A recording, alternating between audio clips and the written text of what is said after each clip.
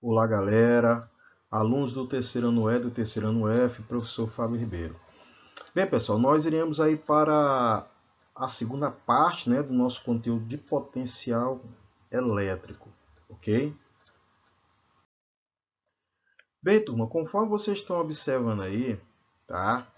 Nós vamos dar ênfase, né, a mais uma representação geométrica, né, no que diz respeito aí ao campo elétrico, né, ao potencial elétrico, denominado aí superfícies equipotenciais, tá? Então, antes de nós abordarmos, né, os pontos, né, que são extremamente importantes, podemos observar aqui, né, que nós temos uma linha de força, né?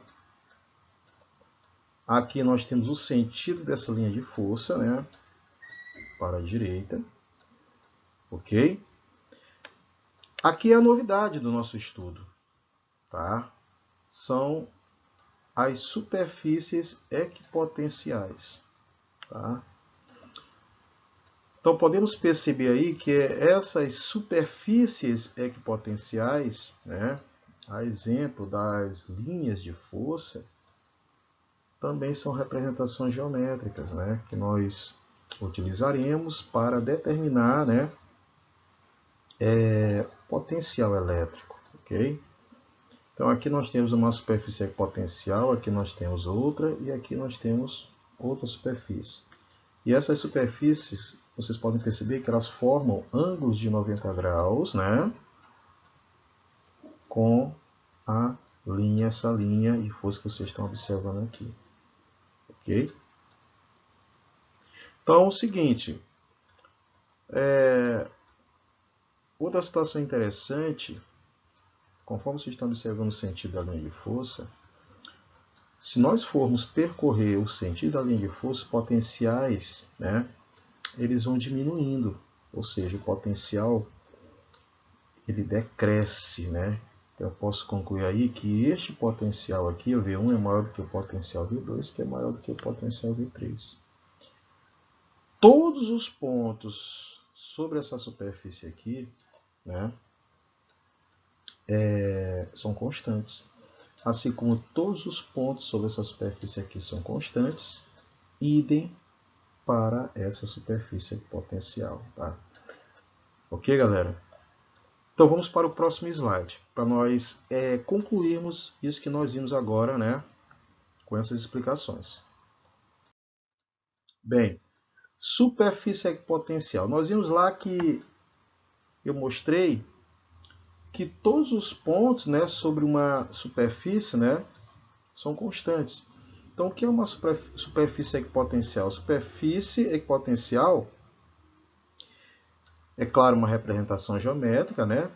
É uma superfície em que os pontos apresentam o mesmo potencial elétrico, ou seja, os pontos aí representam aí, né? Apresentam, melhor dizendo, o mesmo valor, né? São constantes, ok? Bem, nós abordamos isso daqui no slide anterior, então só para nós fecharmos aqui, né, o nosso raciocínio. As propriedades das superfícies equipotenciais são: as linhas de força de um campo elétrico sempre cortam as superfícies equipotenciais sob o ângulo normal, né, de 90 graus. Nós vimos lá que as superfícies equipotenciais elas são perpendiculares à linha de força, ou seja, formam ângulos de 90 graus. Nesse segundo ponto aqui nós temos o seguinte: ao longo de uma linha de força, no sentido da linha, o potencial elétrico decresce, ou seja, se nós formos percorrer uma linha de força no seu sentido, encontramos sempre pontos de menor potencial, tá? Conforme nós vimos, ok? Bem, aqui nós temos duas ilustrações, né, que diz o seguinte, com relação às superfícies equipotenciais. No caso de um campo elétrico gerado a partir de uma única carga pontiforme isolada, as superfícies equipotenciais são esferas concêntricas, com a carga no centro. Então, nós podemos perceber aqui, ó, nós temos aqui duas cargas pontiformes, né, uma positiva e outra negativa. Vocês podem perceber aqui, ó, as linhas de força, né? Vocês podem perceber que elas nascem na carga positiva, né? Vocês podem perceber aí, ok? Eu posso observar o sentido das setas, né? Elas estão se afastando da carga positiva. E nós temos aqui, ó, as superfícies equipotenciais, né? Que são o quê? São esferas concêntricas com a carga no centro, né? Esferas o quê? Concêntricas, conforme vocês o que estão observando, ok? E essas superfícies, né? Elas formam ângulos de 90 graus com as linhas de força, ok? Então, a proporção que eu caminho no sentido da linha de força, os potenciais, né, se tornam o quê? Cada vez o quê? Menores. Logo, o potencial 1 é maior do que o potencial 2, que é maior do que o potencial 3. Então, para a carga pontiforme negativa, né, o raciocínio é o mesmo. Tá? Nós temos aí as superfícies equipotenciais, né, que são esferas concêntricas, né, com a carga no centro. Nós temos aqui as linhas de forças, né, melhor, linhas de força. E essas linhas, vocês podem perceber pelo sentido dela, que elas estão o quê? Chegando, né, na carga pontiforme, né? Então, na carga positiva, né, pontiforme, essas linhas se afastam, né, linhas de força, e na carga negativa, essas linhas de força, elas chegam, tá? Beleza? É aquela ideia, né, de campo de afastamento para a carga fonte positiva e campo de aproximação para a carga fonte negativa, tá? Então, com relação aí a diminuição, né, do potencial elétrico ao longo, né, ou no sentido da linha de força, então podemos perceber aí, né, que V1, né, é menor do que V2, que é menor do que V3, ok? Basta vocês observarem o sentido da linha de força, ok, galera? Nós temos aqui uma outra configuração, né, uma outra representação geométrica, onde nós temos duas cargas, né, pontiformes, uma positiva e outra negativa, tá? Podemos observar aí, né, as linhas de força. No caso, para a carga positiva, elas se afastam, né, conforme aí as setinhas estão bem pequenas, mas dá para visualizar. Enquanto que na carga negativa, essas linhas chegam, né? Ok? Então, aqui nós temos o que? As superfícies equipotenciais, né? Conforme vocês estão o que? Observando aqui.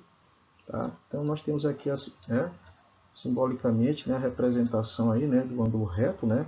Isso mostra que, de fato, as superfícies equipotenciais elas formam um ângulo de 90 graus com as linhas de força, né? Ok, galera? Beleza? Tranquilo? E aí podemos aí, né, avaliar essa situação aqui, qual é o potencial maior, qual é o potencial menor. Basta você observar o sentido da linha de força, tá? Então, como elas nascem na carga positiva e morrem na carga negativa, então o sentido é da carga positiva para negativa. E os potenciais, eles diminuem, né, nesse sentido, seguindo aqui o sentido da linha de força, tá? Então, o potencial 1 é maior do que o potencial 2, né? Que é maior do que o potencial 3, né? Que é maior do que o potencial 4, que é maior do que o potencial 5. Vocês podem perceber que bem aqui, ó, essa linha que divide, né, esse sistema, né, o potencial aqui é zero, tá? Beleza?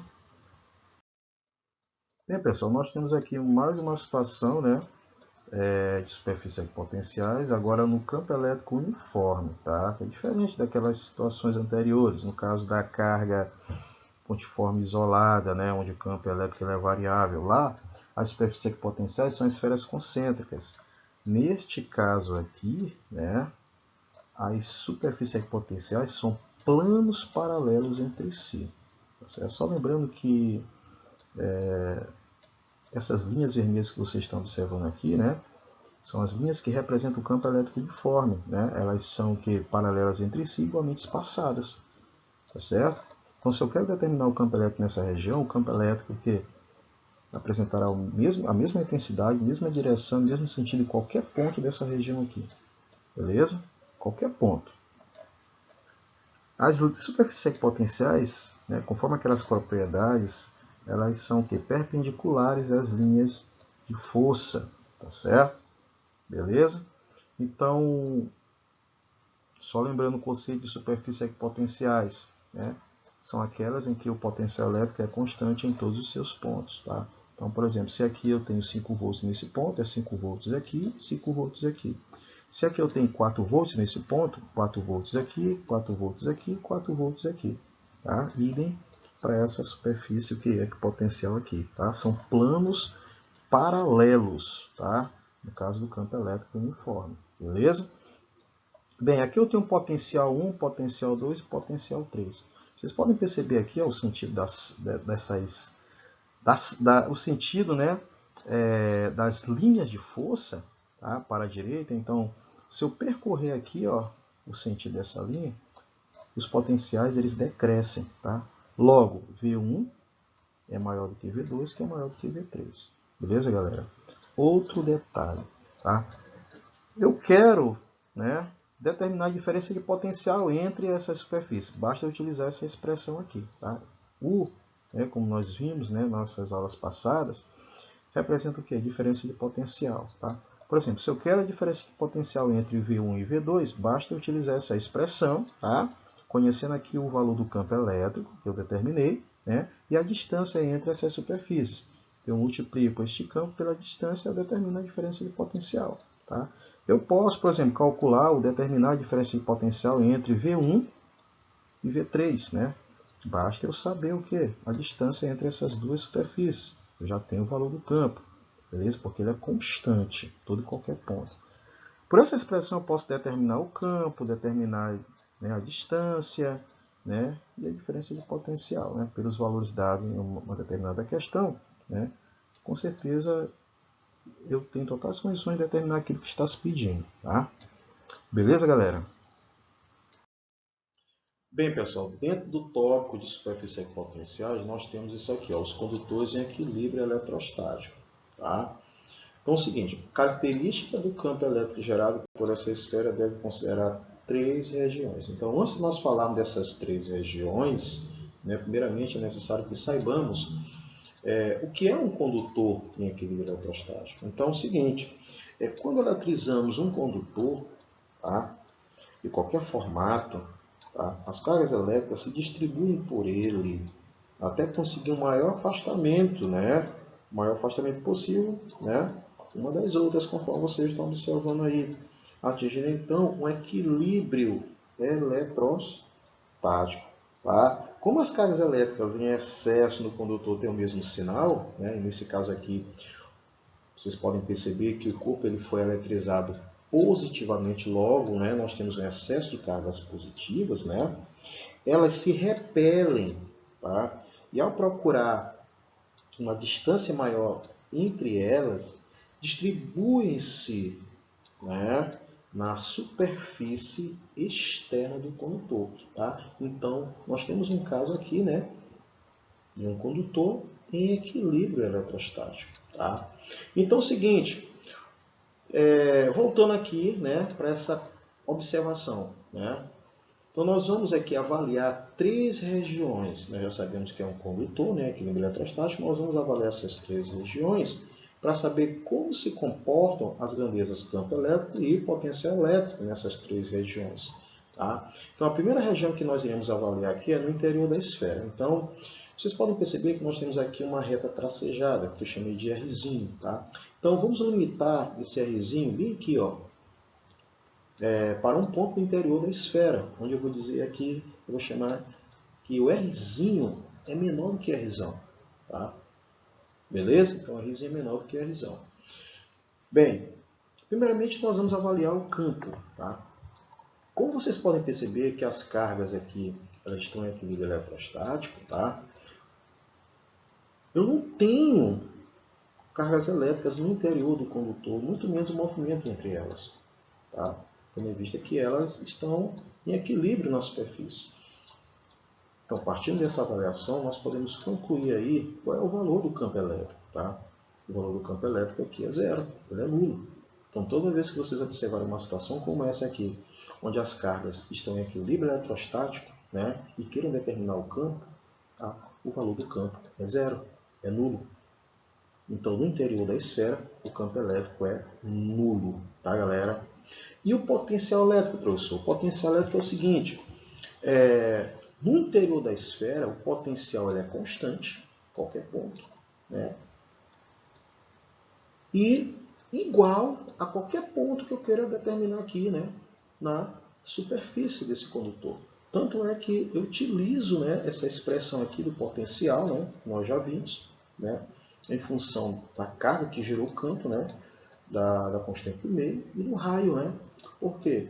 Porque se eu tenho um ponto no interior da esfera, no caso, né, sabendo que o potencial elétrico é constante, né, eu peguei um ponto, defini um ponto aqui. Poderia ser qualquer ponto nessa região. O potencial elétrico apresentando o mesmo valor. Tá? E pegando um ponto aqui nessa superfície, né, não vai mudar. Tá? Então, o potencial elétrico, além de ser constante, né, é igual a qualquer ponto que eu queira definir aqui na superfície desse condutor. Logo, eu tenho que essa expressão que vocês estão observando aí. Beleza, galera? Tranquilo? Bem, vamos para essa segunda situação aqui. Quando o Rzinho aqui, ó, é igual a R, né? Quando o Rzinho é igual a R, que é essa região aqui, né, na superfície do condutor, tá certo? O campo elétrico na superfície é definido por essa expressão aqui. Beleza? E o potencial elétrico não vai mudar. É o potencial, né, com relação à segunda expressão que nós já definimos. Tá certo? Então, aqui nós temos o campo elétrico na superfície e o potencial elétrico aqui na superfície. Ok? Vocês podem perceber que o campo elétrico não é nulo na superfície, ele só é nulo no interior do condutor. Bem, essa terceira situação aqui, ó, onde o Rzinho, né, aí eu considero um ponto externo, né, Rzinho maior do que R, tá? O campo elétrico, né, ele é definido por esta expressão, onde eu considero assim essa distância, né, do centro do condutor até este ponto aqui, né, onde eu quero determinar o campo. E o potencial elétrico também não vai mudar, né? Agora nós temos o Rzinho, né, toda essa distância aqui, né? Então, o campo elétrico, né, é definido por essa expressão, tá certo? E o potencial elétrico por esta expressão aqui que você já conhece. Tá? Eu considero toda a carga, né, da esfera. Ok, galera? Beleza? Bem, pessoal, nós temos aqui, né, o gráfico que representa o comportamento do campo elétrico em função, né, da distância, conforme vocês estão observando aí. Tá? Nós temos aqui um condutor em equilíbrio eletrostático, como vocês estão observando, né? As cargas em equilíbrio aqui na superfície desse condutor, que está eletrizado aí positivamente, tá certo? Nós temos esses pontos aqui, né, sobre esta linha, tá? Conforme vocês estão aí observando, ok? Bem, o gráfico, né, ele mostra aí, né, o comportamento do campo elétrico em função da distância, tá? Então, no interior do condutor eletrizado, aqui, ó, o campo elétrico ele é o quê? Ele é nulo, ok?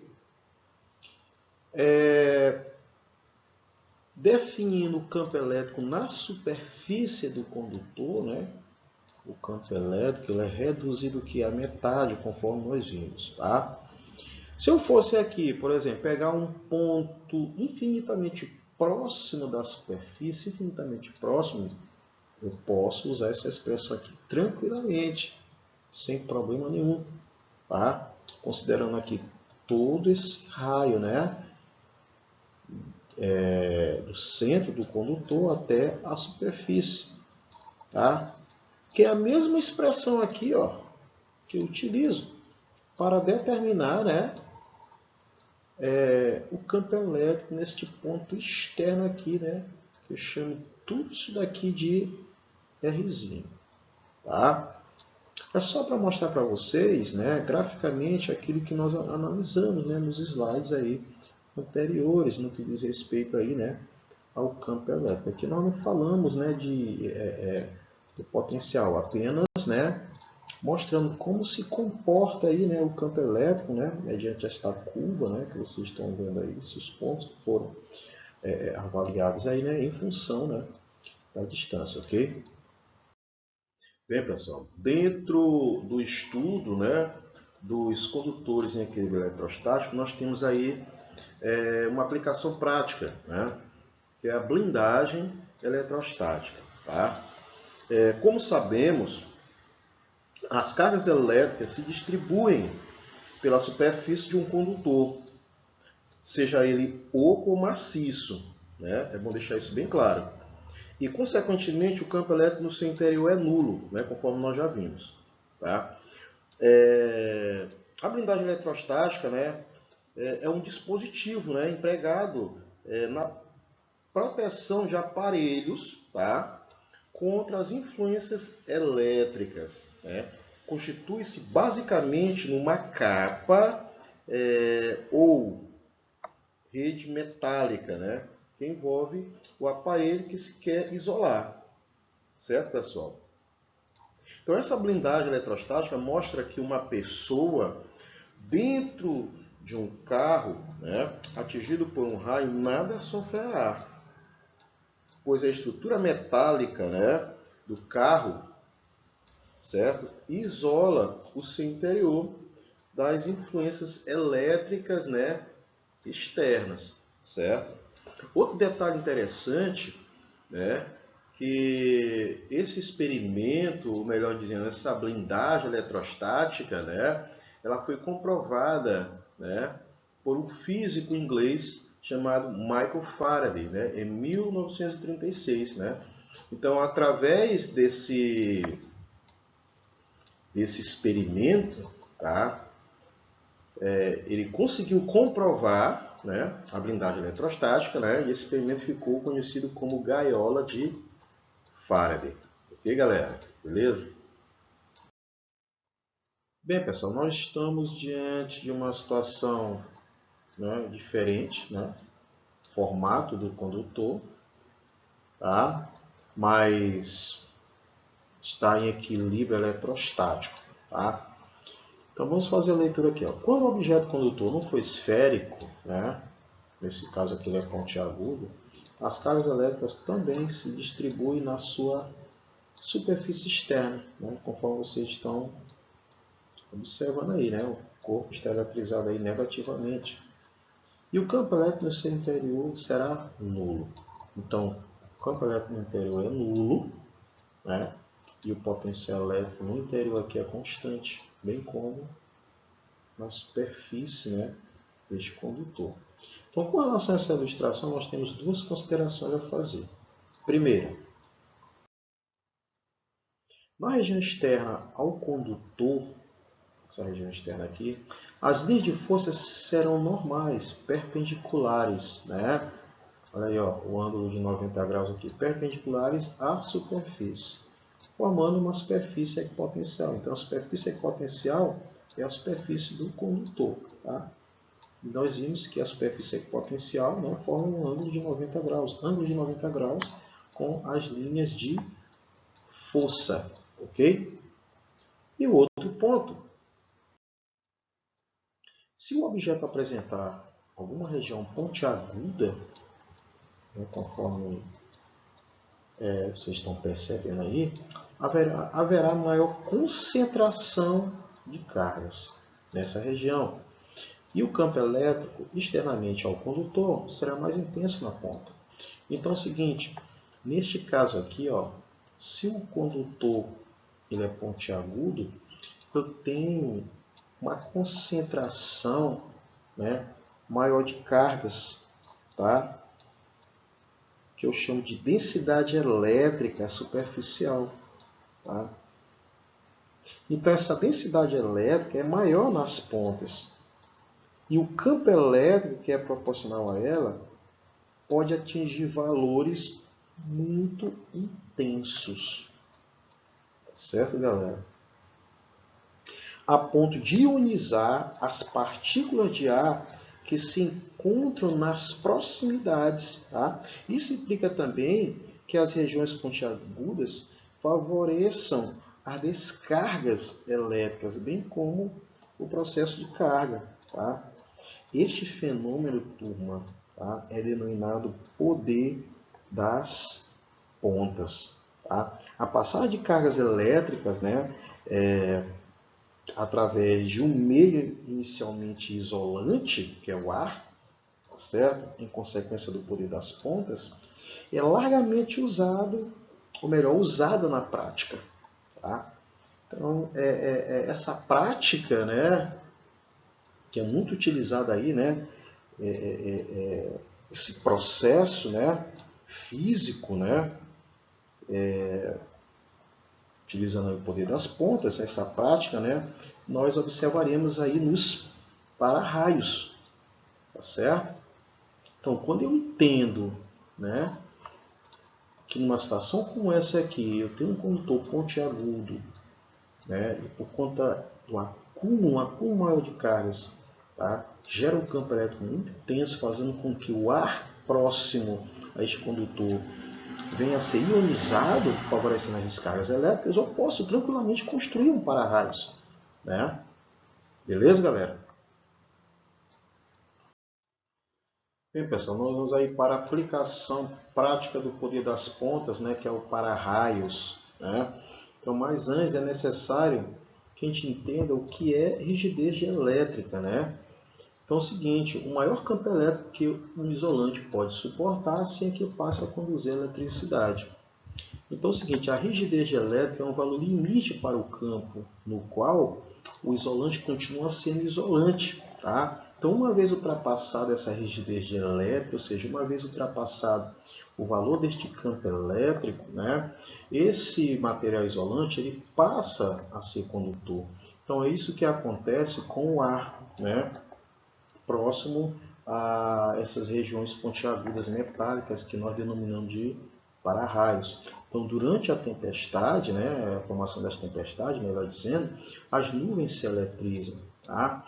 Então, o ar ele adquire íons. Né? Por que ele adquire íons? Porque nessas regiões pontiagudas eu tenho uma concentração muito grande de cargas elétricas. Isso faz com que o campo elétrico se torne tão intenso, né, que acaba o quê? Rompendo essa rigidez elétrica. Ou seja, o valor do campo limite, né, atrelado a essa rigidez elétrica, ele é ultrapassado. E isso transforma um material isolante em um material que condutor. Então, toda essa região que agora conduz eletricidade vai construir um caminho aí, né, para essas descargas elétricas que nós chamamos de relâmpagos. E, lógico, que serão aí, né, esses elétrons, né, descarregados, serão direcionados aí para essas regiões aí pontiagudas. Tá, galera? Então, uma coisa interessante é que esse para-raios ele é ligado à Terra, né, que serve como elemento receptor fornecedor, né, de elétrons. Tá, galera? Então, espero que vocês tenham gostado, né, desta aula, né, das explicações aí, né, sobre o assunto. Tá? Estarei à disposição de vocês segunda, terça e quinta, né, das 14 às 18 horas. Tá, galera? Então, um abraço a todos, que Deus abençoe. Tchau, tchau.